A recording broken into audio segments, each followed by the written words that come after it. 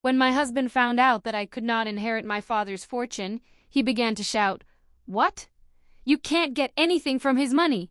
If that's the case, I don't want to be with you anymore.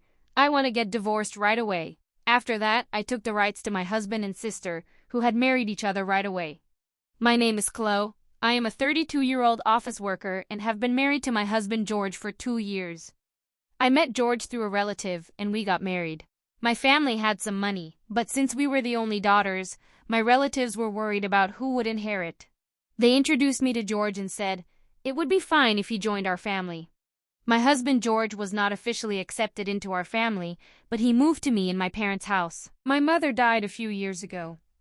Therefore, only my father, my husband, and I lived in my parents' house. My husband was very kind and treated my father well. Therefore, he seemed to be a really good person. However, a relative who introduced him to me told me something disturbing just before our wedding. I know it sounds weird to say that since I introduced George to you, but he's kind of money obsessed, so be careful. I had already married him and was about to get married, so it was too late to do anything about it. But I hadn't noticed any signs that he was obsessed with money. I also got married. Even after the wedding, I kept a close eye on my husband because of what I had heard. But I could not detect any signs of obsession with money in him.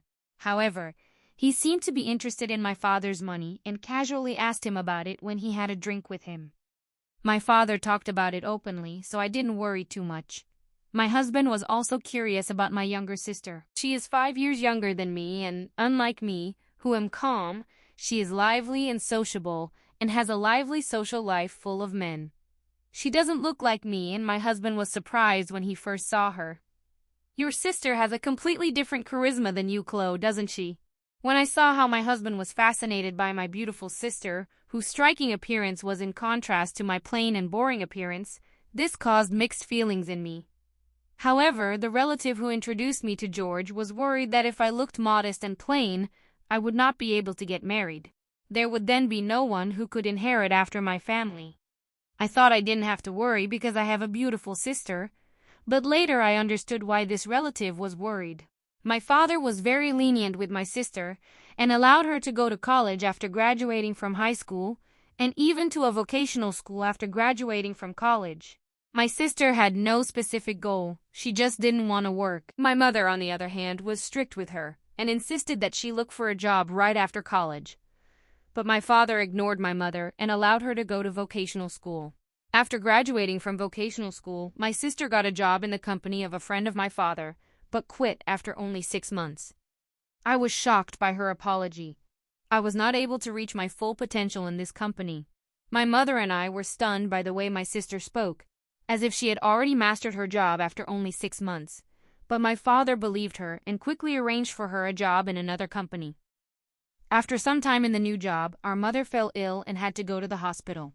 While our mother was in the hospital, she visited my sister daily and often skipped work. Finally, she also quit this job on the grounds that she had to take care of our mother.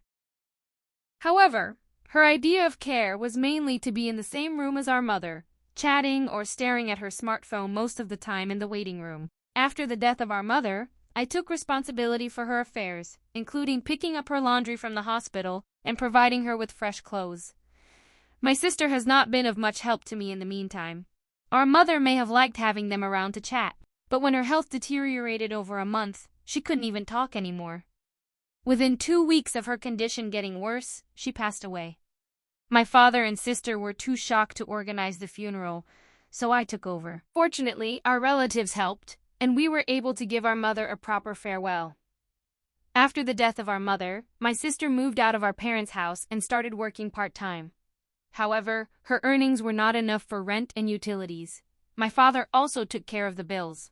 It seemed like she was spending her money on amusements rather than saving. Whenever her part-time income was not enough, she asked our father for financial support. Our mother was strict with her. Even when she started working again, our father did not give her pocket money. Now, however, he provided her with everything she needs.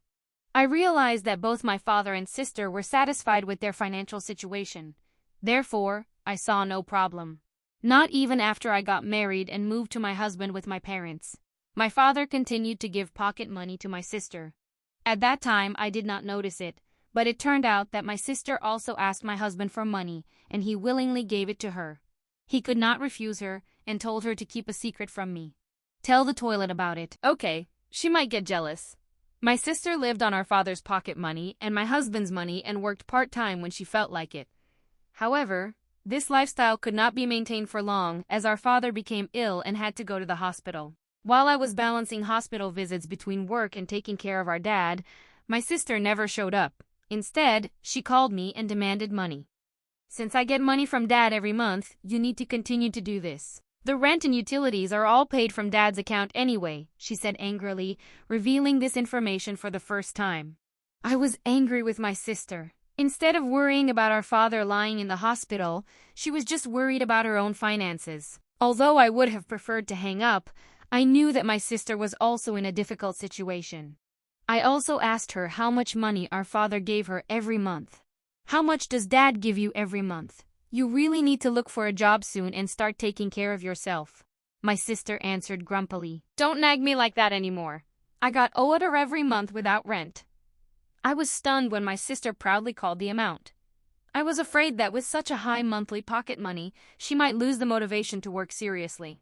I assumed that our father would recover soon after his hospitalization. Therefore, I did not see it as a big problem to continue to support my sister financially. However, our father's condition suddenly worsened, and I urgently turned to our relatives. The doctor also informed me about his critical condition, which shocked me deeply. I desperately needed my husband's support during this difficult time, but he claimed to be very busy professionally and rarely visited the hospital. When he came, he asked insensitive questions. Like your father, he must have a huge inheritance, right? Since you and your sister are the only heir, you'll split it evenly, won't you? I was speechless in the face of the fact that my husband focused exclusively on inheritance. I realized that this is exactly what my relatives meant when they warned me about his obsession with money. I was deeply disappointed. Even when I called my sister to tell me about our father's critical condition, she was only taking care of her own financial needs. Forget that. Just send me money every month. I can't survive without it. The conversation ended abruptly. I was angry at my sister's selfish words, but I also felt uncomfortable when I heard a weak male voice in the background, which I knew only too well. It triggered a dull feeling in me. About a month later, our father died, but neither my sister nor my husband were present in his last moments. Having witnessed my mother's funeral, I understood how difficult it is to organize such an event. To make matters worse, neither my husband nor my sister offered any help. My sister wasn't even at the funeral. My husband did appear, but as soon as the funeral was over, he disappeared, citing work. Even the relative who introduced us to each other noticed his absence, and after that he asked me, "What's wrong with your husband? It's strange that he gets missed so much, isn't it?" I only managed a bitter smile and an answer. "He seems to be busy with work. He had to go home," I explained to the relative, who then sighed. But it was I who wanted to take sides just as much. After the hustle and bustle of my father's funeral had subsided, my husband came up to me with a grin. It was finally finished too. "How much did you inherit? Even if you split it between you, it must be a tidy sum, right?" As my relative warned before our wedding, my husband seemed preoccupied with thoughts about my father's inheritance. Discouraged by his attitude, I casually replied, "My sister gets $100 million and I get nothing. I hadn't even talked to my lawyer yet, and since the funeral was just behind me, I hadn't processed my own feelings yet." When I saw how eagerly my husband was talking about the inheritance, I had to laugh loudly and incredulously. Without hesitation, my husband blurted out, "What? You can't inherit anything from his fortune." "Then I have no reason to stay with you. Let's get divorced right away." Since I felt similar, I shot back. "All right, then we'll do it. After all, you married me because of my father's inheritance, didn't you? I'm going to divorce you." While I was saying this, I handed him the divorce papers I had already prepared. He seemed a little surprised when I showed them to him, almost as if he expected it, but he signed them anyway. Just before he left, as my ex-husband, he said, "I'm going to divorce you since you don't have an inheritance and marry your sister Emily to get the $100 million. Nevertheless, I immediately filed the divorce papers and broke up with my cheating husband. The next day, it seemed, he had already filed a marriage certificate with my sister. A few days later, received a call from him. Still convinced by his warning, he shouted, "When do we start the inheritance procedure? Get Emily her $100 million as soon as possible." I was expecting his call. I didn't want to be the one who contacted him after he left our house alone. I replied in a calm, matter-of-fact tone, "Let's discuss this with me this Sunday. I will be prepared for the procedure." My ex-husband, who thought he was about to collect an inheritance, hung up full of joy. Little did he know that I was eagerly awaiting his reaction when he learned the truth. When the weekend came, he and my sister came to my parents and were surprised to find a lawyer there. Nevertheless, my ex-husband seemed confident. "Of course, you need a lawyer when it comes to an inheritance," he noted. Then the lawyer turned to my ex-husband with a puzzled expression on his face. "Before we get the inheritance, then there is the matter of the division of assets that your ex-wife has brought against you." The lawyer showed my ex-husband a series of photos that showed him leaving my sister's house on certain clearly marked dates. In a firm voice, the lawyer continued, "These photos will serve as evidence of your affair before the final divorce. You must comply with the terms of the division of assets." I had overheard my ex-husband talking to my sister about the inheritance. That prompted me to hire my lawyer to investigate his infidelity. Maybe I thought I was busy with my father's funeral. My ex-husband and sister met at her home almost every day and provided me with numerous proofs. Both were surprised when the conversation came from the heir to their affair. But my ex-husband quickly grasped himself and replied, "The division of assets is nothing compared to the $1 million inheritance. I'll settle this right away." When the lawyer presented the documents, my ex-husband, who still spoke arrogantly, signed them without hesitation. After confirmation, I calmly informed him, "Enjoy your life with my sister, who does not inherit anything. Since you have signed, I will make sure that the division of assets is enforced." When my sister heard that she had not inherited anything, she shouted, "What? Why am I not getting anything? I'm supposed to get $100 million. My ex-husband also ran red and shouted, "This can be impossible. I won't let you take everything." The lawyer calmly intervened and took up her anger. Emily is the biological child of Chloe's late mother from a previous relationship and has never been officially adopted by Chloe's late father. That's why, Emily, can't you inherit your father's estate?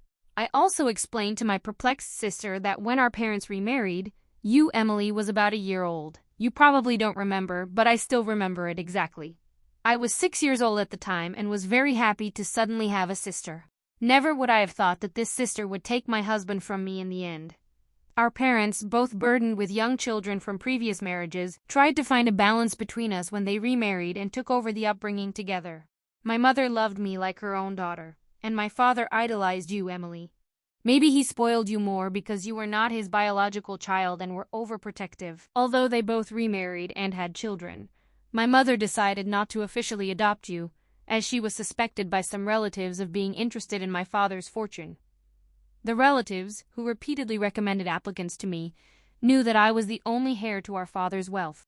If our parents had had a common child, the matter might have been even more complicated, but fortunately or unfortunately, they did not. Perhaps they avoided having more children to avoid future inheritance disputes. Now, when I understood that my father had supported my sister financially until adulthood, because he could not leave his inheritance to her, I became aware of the extent of their relationship. Like my sister, I had not been officially adopted by my mother, but that never had any effect on our perception. Apparently, our parents had not told my sister about their remarriage, and today she learned the truth for the first time. As for my ex-husband, his face turned from red to bright as the situation became clear to him. Not only did he not inherit what he had expected from my sister, but he was also confronted with a claim for the division of assets, which he had already signed. With a pale face, he asked me, "Was it a lie that my sister gets $100 million and I get nothing?" I suppressed a laugh and replied, "Of course it was a lie. It was my way of getting mad at you for cheating on me. Besides, my father's fortune was not close to $1 million, although he was rich." Suddenly, my normally calm sister broke out. I went shopping so much and thought I would inherit Daddy's money. What about the support that Dad has given me so far? Will you take care of it, sister? You are married to a reliable man now, so you don't need him anymore, right? Get George to support you. She threw to my pale ex-husband, but he shook his head. I can't do that. I have also spent a lot of time counting on the inheritance and now on the division of assets, and am completely overwhelmed with it. My ex-husband unexpectedly fell on his knees in front of me and pleaded, I'm sorry, it's all my fault. Can we please reconcile again? The lawyer, who was just packing his things to leave, chuckled at the sight. Where was the arrogance that he had shown when he arrived? George's pleading on his knees seemed completely absurd.